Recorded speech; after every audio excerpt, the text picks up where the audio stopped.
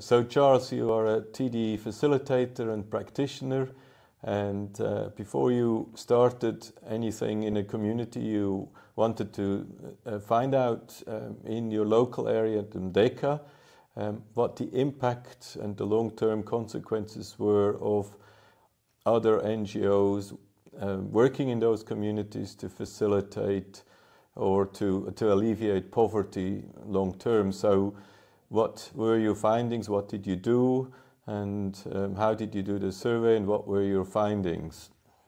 Thank you very much. Yeah, after participating in the TD program, the one-week workshop that we had, we are very inspired that we wanted to do something. But before that, we wanted to go outside in the community and see where we can start. Instead, we had a chance to go and do a small survey, and we approached the traditional authority, Kigal, from that area to give us a permission to enter into the village as custom demands. Then he referred us to group village headman for those areas that we mentioned.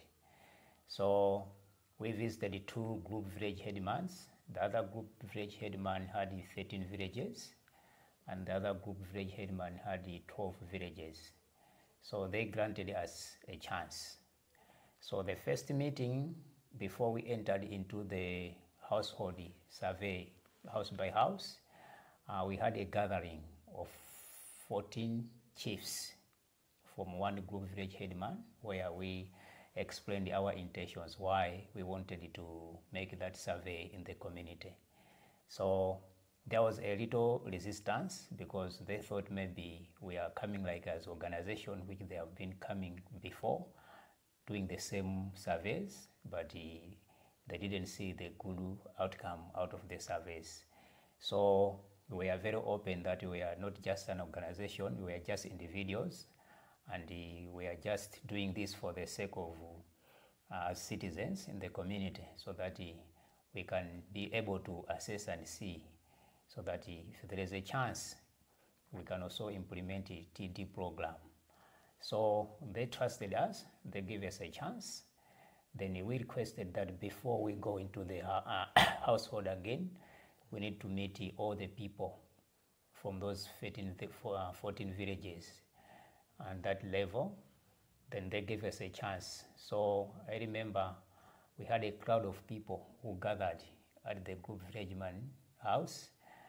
And one thing which I was very interested is that they had a very high expectations. They were thinking that maybe we'll come with a car, and maybe they thought we'll give them something.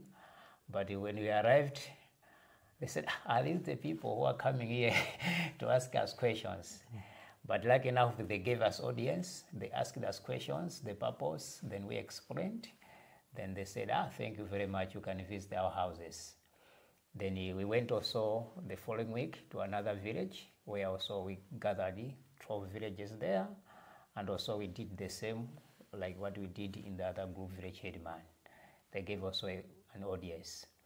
Then therefore we divided into 2, that 2 people should focus on the other 14, and the 2 should go and focus the other 12, so that we are finishing on the same time. Okay. And what were your findings in the end? Once you've questioned the people, could you summarize what you found? Yeah, really, what we wanted really to know from the people was first we wanted to see practical projects which were running in the community successfully without donations.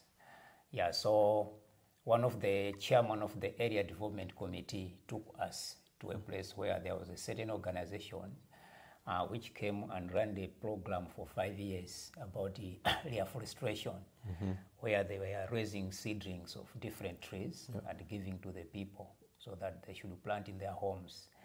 Then he showed us a nursery with 4,000 seedlings died. Why did they die?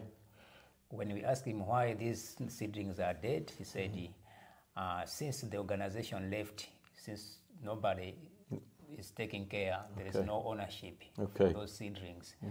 Because when people coming to that place to work, they were receiving some allowances. So ever since the project stopped, the allowances also stopped, and nobody came to take care of the seedlings. Okay. Okay. What other findings did you have? The other findings that we went through, there was also a certain project funded by another organization. They were targeting about the youth. Yeah, they wanted to bring sustainable change for the youth, those who are not, don't have a chance to go to university and colleges. So they had an initiative to train the youth to do vocational work. So they trained about 20 youth in that area, promising them to give them tailoring machines so that at the end they will earn a living by being independent. So we found a very disappointed youth because after the training, there was a high level of corruption. The sewing machine didn't reach to the right beneficiaries, but the machine were allocated to another village which were not on the program. Okay, okay. Just coming back to the tree planting project, do you see the villages planting trees as a result of that project? No. Were they motivated to continue planting trees? Including the chief himself was not motivated because he wanted to see the little ground where they were planting. There was a certain small field where they wanted to raise a forest. It was a little mountainous.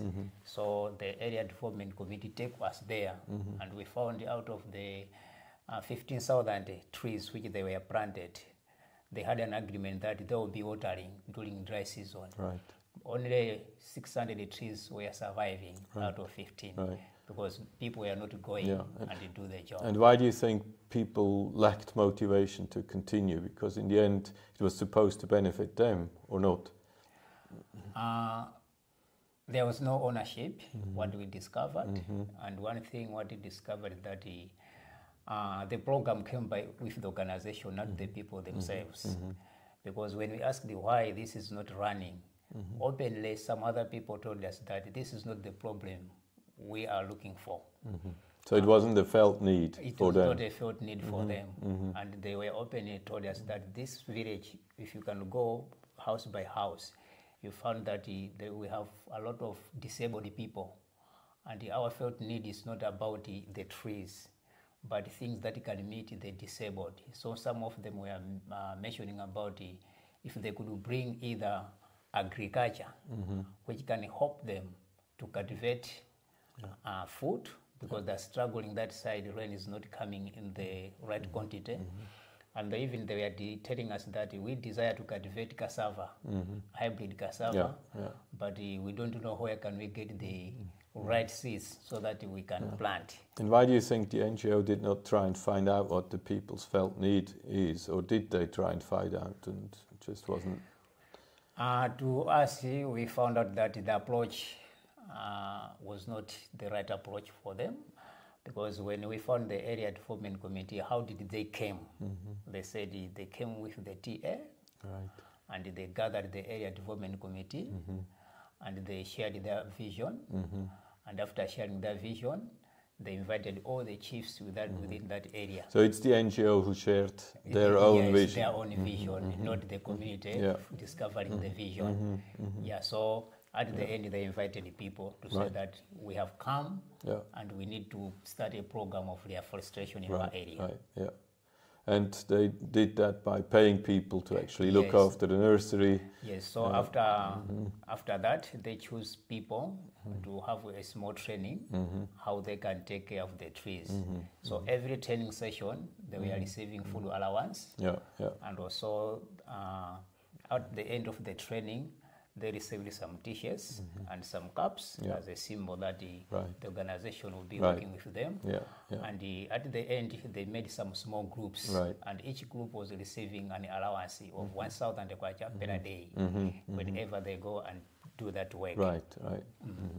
And so when those things stopped, the whole tree planting thing came to an end. The whole tree planting died. Okay, thank you. Thank you very much.